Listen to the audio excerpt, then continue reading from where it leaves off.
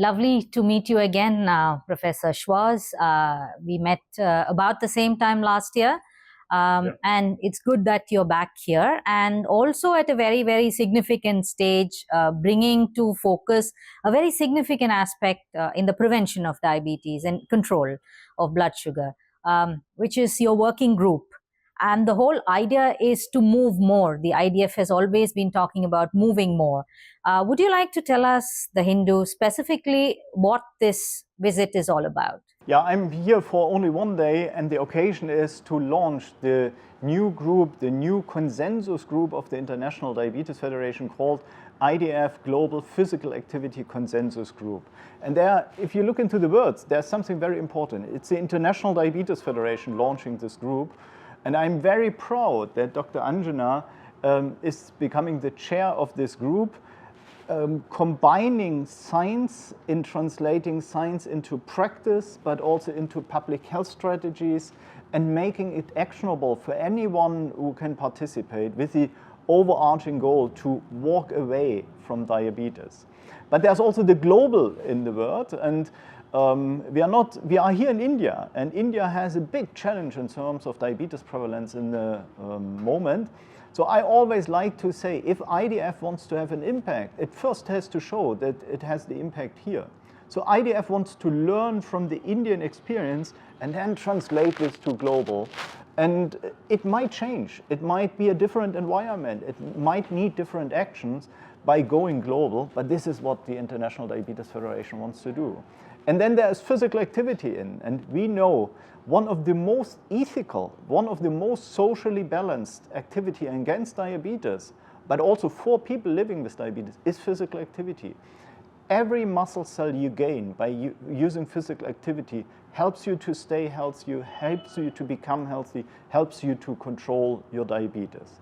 And then there's the word consensus in it. And this means, and this will be the responsibility of Dr. Anjana, to bring an expert group from all over the world together to work on a guideline, an active guideline for the International Diabetes Federation, for governments, for public health stakeholders, for all parts of society, but also doing studies, also doing recommendations for children at school on different ages, elderly, for the workplaces, to at the end have a compendium of activity, how to leverage physical activity in all our daily social life. And it's a great honor for me as president of IDF to announce that Dr. Anjana is now leading this IDF Global Physical Activity Consensus Group.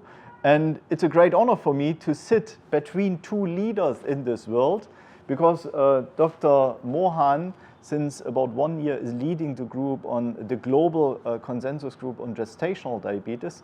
So IDF learns a lot from India in the moment. Right, lovely. So let's move to Dr. Anjana. Thank you so much for being here today. Professor Schwarz was talking about physical activity, prioritizing physical activity, particularly in the field of diabetes. Now, I understand that you've done a lot of work on this, and you have the Tandav campaign, which is regular part of what the institution does.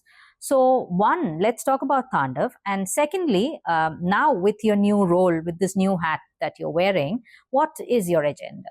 Right. So Tandav is all about physical activity for everyone, but particularly for women. And what we found from years of research and trying to make India active is that activity is low among men and women, but it's a little worse off in women who have much more responsibility, and then also the NCDs, obesity and things like that, are more in women. So putting a particular cultural focus there was the aim of getting Tandav. So the woman is the center of the family, especially in India. So there is many generations that she's able to affect, her behavior is able to affect. So trying to change that particular unit would have a multi-generational effect, is the thinking behind Tandav. So it's a 10-minute high intensity dance routine that has popular Bollywood, Mollywood, Tollywood songs. There's 4 songs inside of the 10-minute. It works on varying heart rate. That's called high intensity interval training. And at the end of 10 minutes, you need to do it 2 to 3 times a week. Can be done at home, can be done with a digital device, can be done as a group of women. This is a culturally acceptable form of physical activity that helps you to control and prevent NCDs.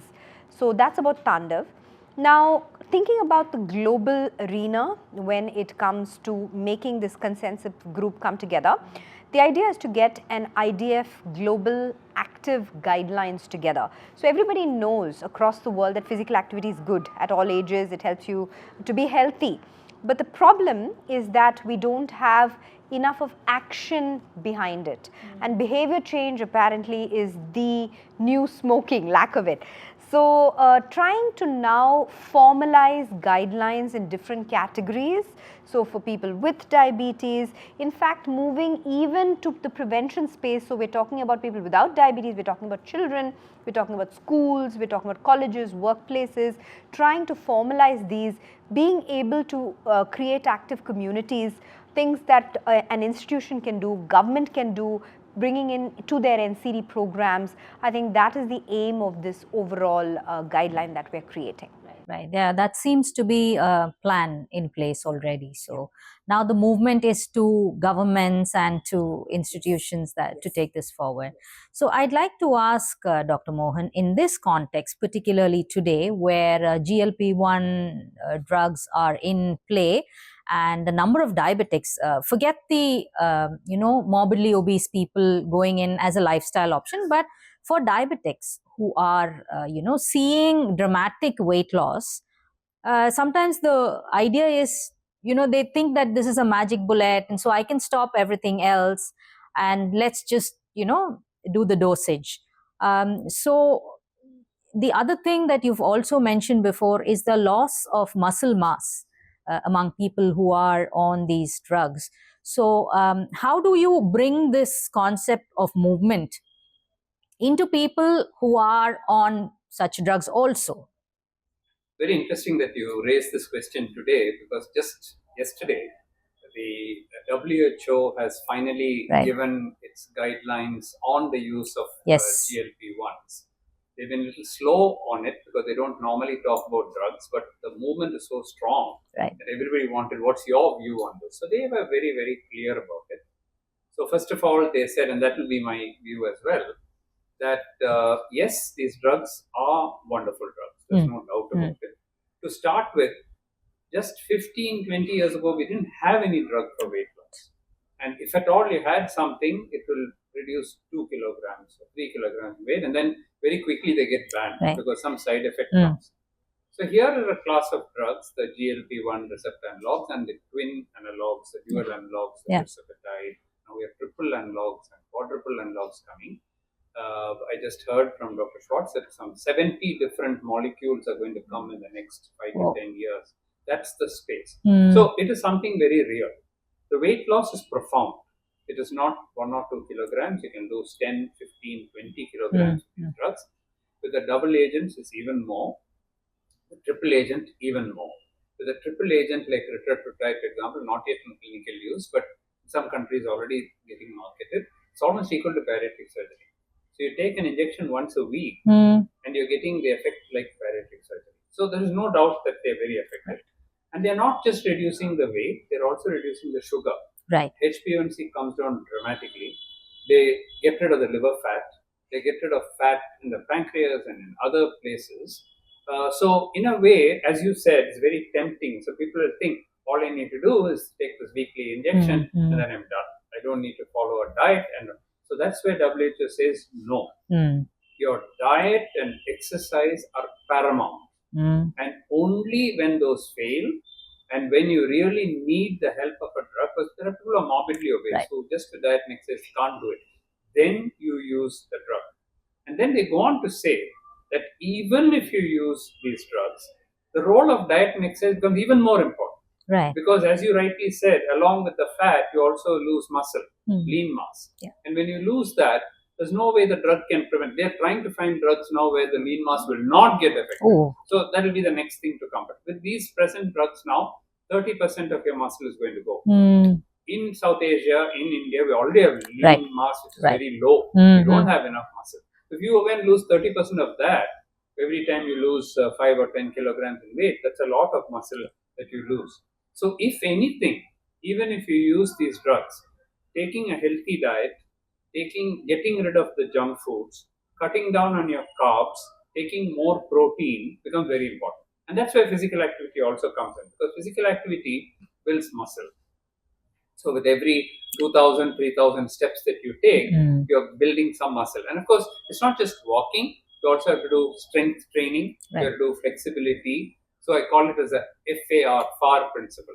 Flexibility, F, A is aerobics and R is resistance training. So if you remember the acronym FAR, then you can get all the three fitted into your physical activity program. So not just for people without diabetes, with diabetes, if you are on GLP-1, not on GLP-1, this physical activity program that we are planning will be suitable for all. We might have to modify a little bit more for people, but the bottom line is that you do need physical activity along with the health. I would like to add something as president of IDF. A big topic for me is equalities in access to diabetes care. And the new GLP-1s, like Dr. Mohan has said, these are brilliant molecules and they have a very good action, but they are also expensive. Even if many of them, and some of them very recently becomes generic, it's not easy to produce them. Also as a generic, they will be more expensive. And if you look on diabetes from a global scale, in some countries, this would make diabetes care 22 times more expensive. And from a public health perspective, I would say this is not a sustainable strategy. There are many patients who will benefit immediately, but I think a big fraction of our people living with type 2 diabetes could reach similar effects by significantly improving physical activity, because this is what we are lacking throughout the last 100 years, and strategies like, for example, fasting. And the International Diabetes Federation will also bring a guideline in April 27 about 19 different fasting styles for diabetes prevention and diabetes therapy. And now let's come back from the equalities of access. Fasting and physical activity is what everyone in the world can do without spending money. And this, I think, is a very ethical and socially balanced strategies for diabetes prevention and diabetes care. WHO in the third point said exactly that. If you give these drugs, because the WHO, again, like the IDF has looked at it from a global angle, it's not just a few rich people getting it and so on. You have to make it equitable, which means perhaps government should give it free, or insurance should pay, or in some way by which the common man can also get the benefit. It's not the creamy layer alone who get the. And if you look at it, physical activity has much more benefits than just, actually bringing down your, weight or your fat or anything. It does so many things for you. It gives you stress relief. It makes you happy, releases all kinds of happy hormones. You build muscle, sure, you do that. But there are also things that you do. When you have to remember steps, it prevents against dementia. Yeah. Okay, he talked about flexibility. It gives you flexibility. It gives you aerobic. It gives you resistance training, all in one package. It prevents all kinds of NCDs, whether it's diabetes, hypertension, obesity, all of it together. So the true magic bullet is actually physical activity. Right, right. So, Professor Schwartz, you have been a big votary of both exercise as well as fasting, various kinds. But I remember the last time we spoke, the IDF was going to revise certain clinical guidelines and recommendations based on experiences of nations, including India. So, how far has that gone in this last year? And you did say that in 27 there'll be new. Will there be guidelines with regard to physical activity? So as we last spoke, it was a new guideline on treatment for people living with type 2 diabetes. And this guideline was launched at the World Diabetes Congress in Bangkok in April this year. And now we could say there are so many guidelines in the world. What is unique about the IDF guideline?